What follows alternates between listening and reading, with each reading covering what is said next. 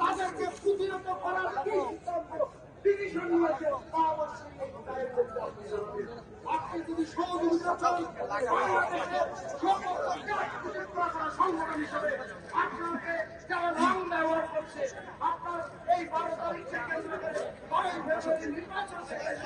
যারা ইতিমধ্যেই কিছু তাদেরকে প্রতিরোধ করার জন্য আপনি যদি আমাদের বাংলাদেশ